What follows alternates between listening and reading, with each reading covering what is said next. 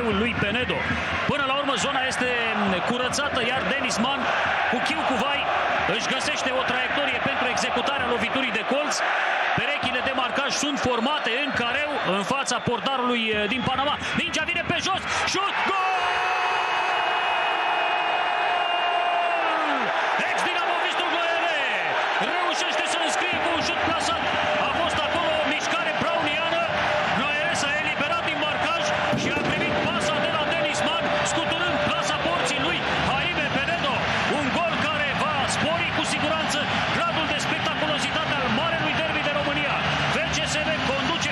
Edi Arlem Noere, cel care reușește o performanță deosebită, aceea de a marca în derby de România, atât în tricoul lui Dinamo, cât și pentru cei de la FCSB. A fost o schemă acolo cu Denis Man, care a trimis la firul ierbii în spate pentru Noere și francezul scutură plasa pentru prima oară în această partidă. Primul gol al lui Noere în acest sezon, revenit după operație la inghinali. Încă o dată faza golului care deschide acest derby. Noere nu-i lasă nicio șansă lui Penedo. O gravă greșeală în defensiva dinamovistă, iar Noere, cel care vă spuneam, a marcat și tricoul lui Dinamo într-un derby de România. A făcut pentru Coman, Tănase din nou. Noere, șut cu slângul, gol! Noere a punctat și în august anul trecut, când cele două echipe au terminat la egalitate, 1-1 aici, pe acest teren. Iată-l deschizând scorul în minutul 24. Cât de bine știe să fructifice fazele favorabile, un adevărat atacant de careu, care în ciuda gabaritul ușor depășit, este extrem de abil. Fază lucrată în principal de perechea Tănase Coman. Da. În mijlocul la 5 apărători adversi, Noere se mișcă repede ca un titirez și înscrie din apropiere.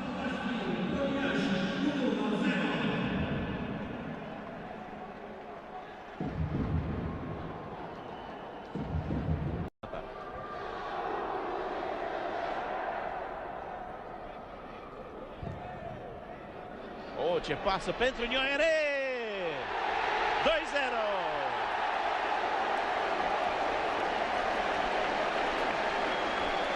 Golgheterului din tăi, într-adevăr, Tănase este cel care dă această pasă excepțională.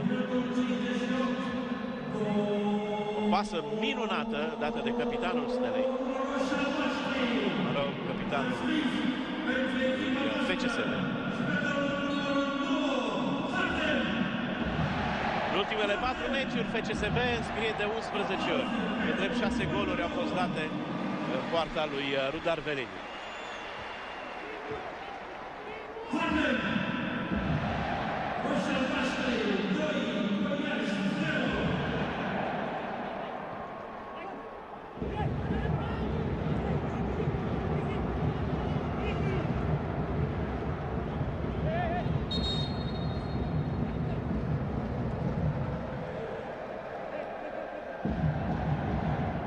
Pasă bună a lui Tănase pentru Coman. Coman centrează. Noere, gol!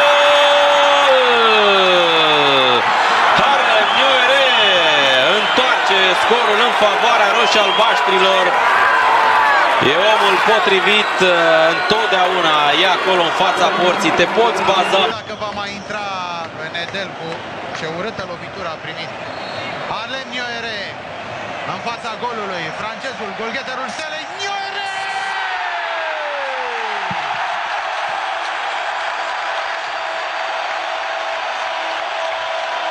Bucurie enormă pe arena națională. Harlem Noere și iată-i pe copiii lui Harlem Noere bucurându-se și ei în tribună. O bucurie imensă aici. FCSB are 1-0 în fața lui Hajduk Split.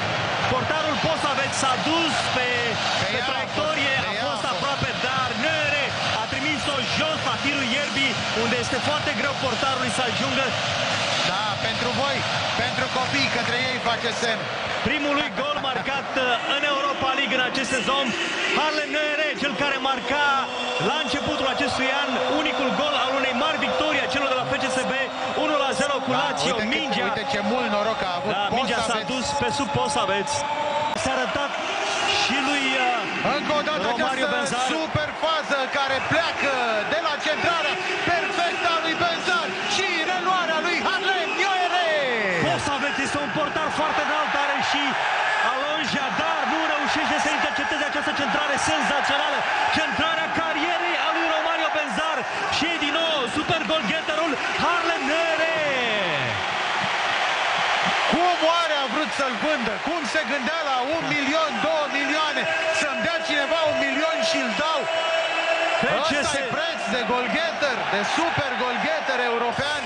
FCSB are succesul